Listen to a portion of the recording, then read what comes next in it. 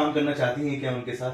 जी, मैं आज भी मैंने किसी को मना नहीं किया है। आज भी मुझे प्रोड्यूसर्स फ़ोन करते हैं कि किसारे जी अपोजिट है, तो ठीक है, कोई बात नहीं। मैंने किसी को कभी कुछ नहीं बोला है कि मैं उनके साथ काम नहीं करूँगी, लेकिन ये मुझे नहीं समझ में आता है कि ये क्यों इतना मतलब उछल रहे हैं एंड हर जगह इतना बोल रहे हैं लाउड स्पीकर में कि लाइक मैं काम नहीं करूँगा। सो उनका मुझे समझ में नहीं आता। वो लोग जो आपकी जोड़ी को बहुत ज्यादा पसंद करते थे, कहीं न कहीं अब आपसे नफरत करने लगे हैं, आपके और उनके फैंस। कैसे देखती हैं? नफरत तो सिर्फ मुझसे ही हो रही है, क्योंकि ये जिस तरह से हर जगह बोल रहे हैं कि मैंने उनको धोखा दिया है और मैं वो मुझे बहुत गलत वे में प्रेजेंट कर रहे हैं हर जगह। सो बस इस वजह से ही लोग मेरे पीछे पड़े हुए हैं और नफरत तो सिर्फ मुझी से हो रही है। और बिकॉज ये भी बनता है कि मैं गुजराती हूँ, लेकिन सबसे ज़्यादा इंसानियत है मेरे अंदर।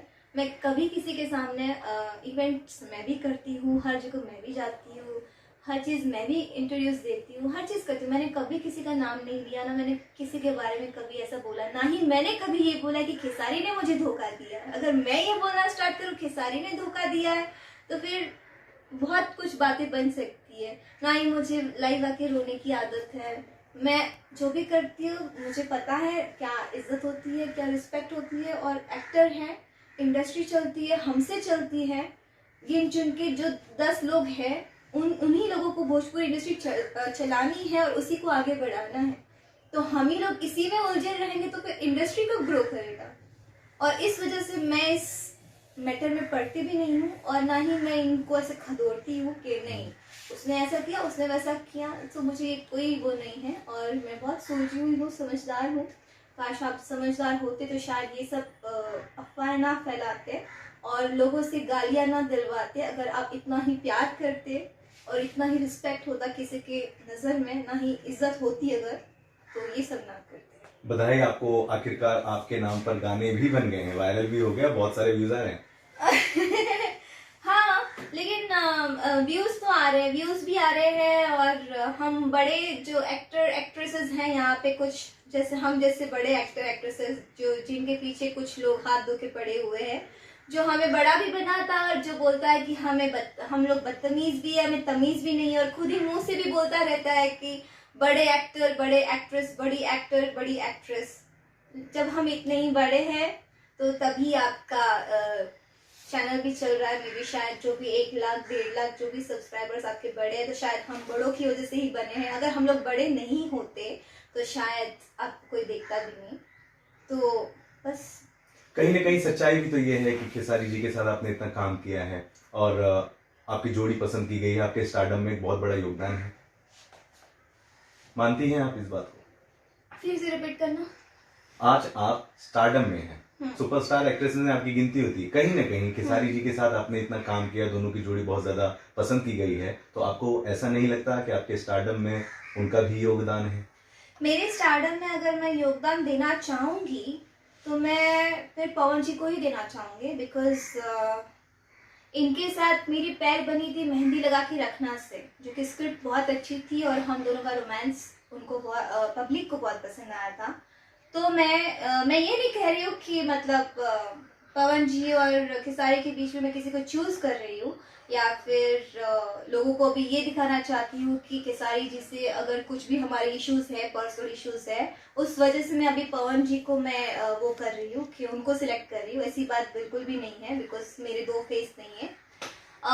पवन जी को मैं इसलिए देना चाहूंगी बिकॉज मेरी एक फिल्म आई थी उनके साथ, हुकूमत, जिसमें हुकूमत थी।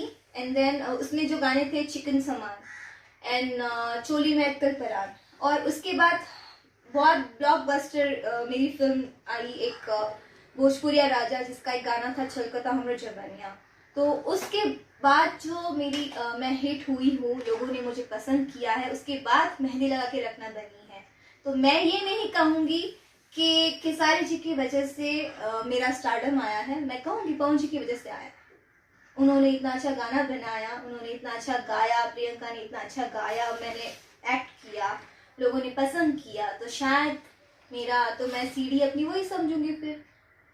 एक बार फिर से बधाई आपको लिट्टी चोखा फिल्म के लिए। Thank you. बहुत ही चर्चे में ये फिल्म चल रही है। हाँ। आप करोगे प्रमोशन खेसारी जी के साथ इस फिल्म का?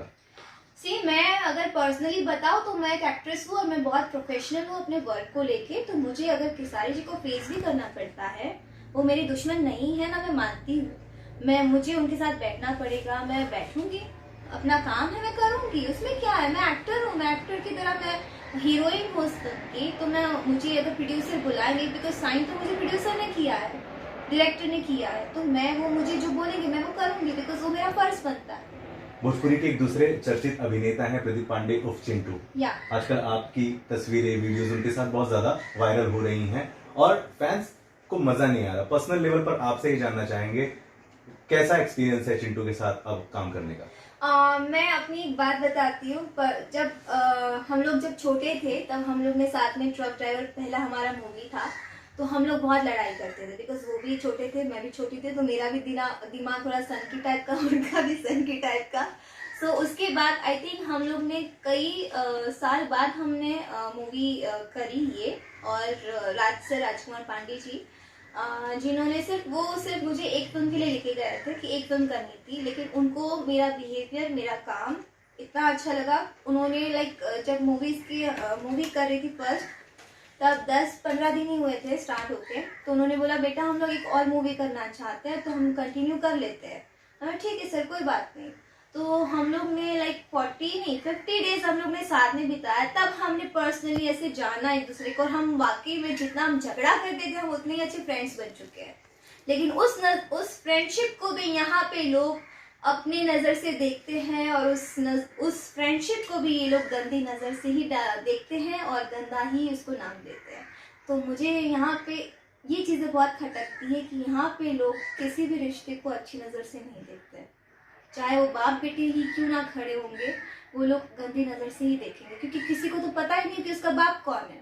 तो बोलेंगे हाँ ये प्रोड्यूसर होगा, ये कुछ होगा, इसने ज़रूर इसको कुछ किया होगा, दिया होगा, तभी ऐसा समय है कि इस समय आप काफी परेशानियों से जूझ रही हैं। मैं भोजपुरी के उन स्टार और सुपरस्टारों के बारे में पूछना चाहूंगा कि क्या